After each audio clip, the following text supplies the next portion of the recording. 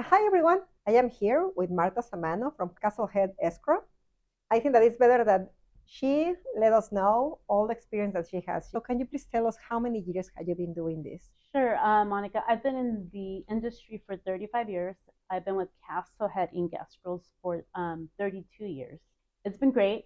We've seen so many changes in the market, so many different ups and downs, Yes, but it's a great business to be in. It's very gratifying and that is rewarding. nice. I am pretty sure that is nice and you have been enjoying it because if not, you would have been Yes, here for that long. of course. The reason that I make these videos is because I want to share with people Hmm. everything that is in a transaction, and then they learn more of how to make the most of their investment. So escrow, it's an important step. Basically, every real estate transaction involves escrow, but please, can you? There's no better person to explain what is escrow than you. Sure.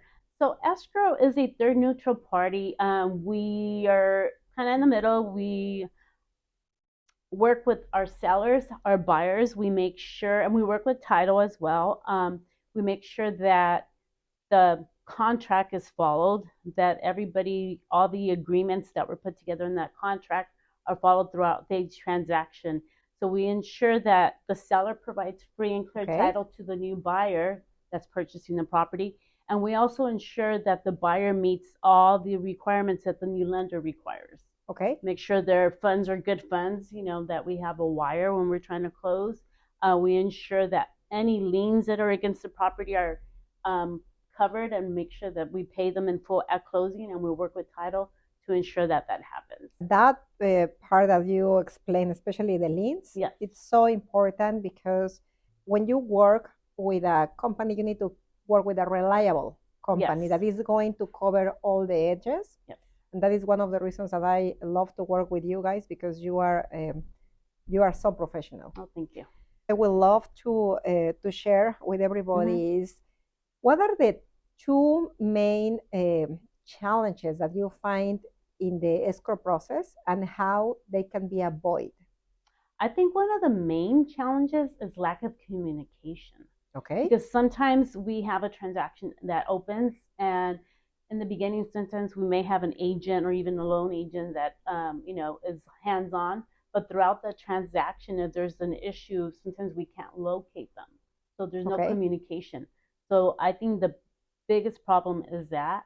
Also, another one would be we have a form called statement of information that we Okay. work with our title company to make sure there's no liens or judgments against the parties. And if we don't get that right away, and if we get it towards the end of the transaction, it could hold up your transaction, because that seller or that buyer may have a tax lien or IRS lien or a judgment that we need to take care of right away. So those are like the two biggest issues, I think. So one is the communication, and the Yes. other one, the lack of information. Yes. Okay, so those are great points. In terms of the communication, it's important that whoever is your realtor, you work closely with them and let them guide you. Let them guide you. You ask your realtor to give you direction and tell you what is the next step. So that way you can have peace of mind and everything goes in a better way. Yes. So a lot of times, customers, especially if it's their first time home buyers or first time sellers, they need hand holding. Yes. Yes, and direction. And that, that's when the realtor comes in, or even the loan agent, more so the realtor, because they put the transaction together and they put that contract together. Yes. So yes.